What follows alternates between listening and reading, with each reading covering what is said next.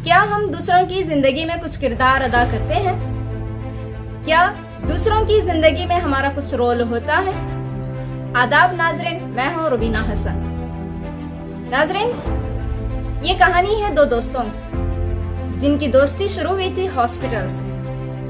एक शख्स था जो हॉस्पिटल में आया हुआ, जिसका गर्दन से नीचे वाला पूरा हिस्सा पैरालाइज हो गया था और वो जिंदगी से इतना बेजार आ गया था कि जो भी नर्स उसके पास आती उससे बस वो यही बात कहता कि मुझे कोई ऐसा इंजेक्शन दे दो, कोई ऐसी दवा दे दो जिससे मैं मर जाऊं।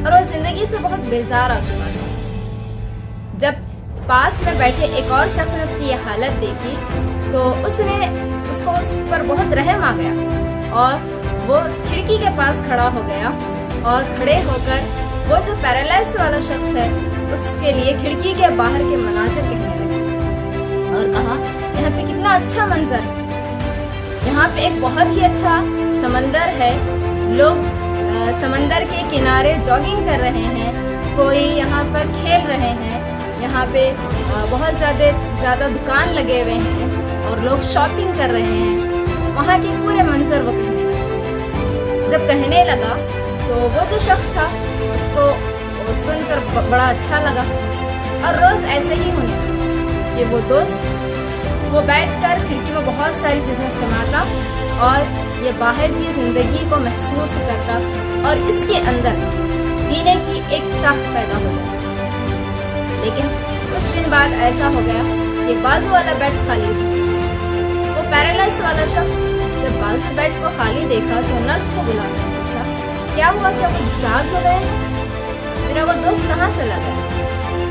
नर्स ने कहा, क्या उन्होंने आपको बताया नहीं कि उनकी जिंदगी के बस कुछ ही दिन बाकी थे? कल रात ही उनकी डेथ हो गई। जैसे ही उसने ये देखा, ये बात सुनी तो उसके दिल पे बड़ा असर हुआ और वो फिर से वही अपनी जिंदगी में वापस चला गया और उसको जिंदगी बोझ लगने लगी।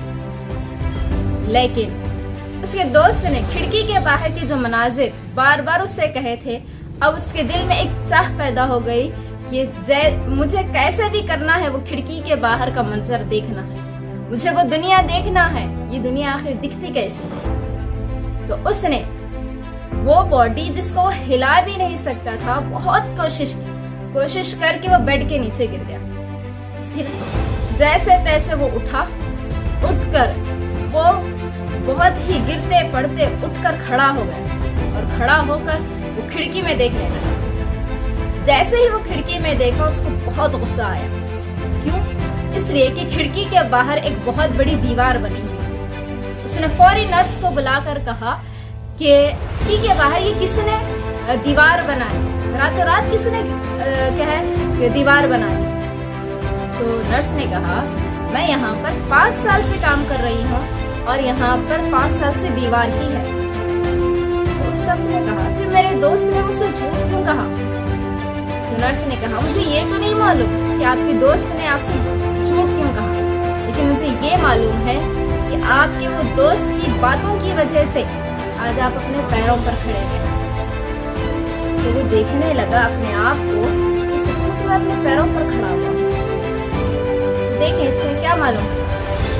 ये होता है कि हमारी अल्फाज किसी की जिंदगी में कितने असर करते हैं। दोस्त के अल्फाज की वजह से, दोस्त की बातों की वजह से वो आज पैरालाइज वाला शख्स उठकर खड़ा हो गया। हमारे अल्फाज कैसी चीज हैं?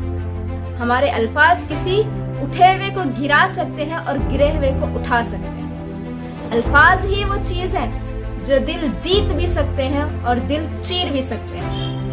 तो हमें यही देखना है कि हमारे अल्फाज से किसी को तकलीफ तो नहीं हो रही, हमारे अल्फाज से किसी की जिंदगी तो नहीं बदल रही।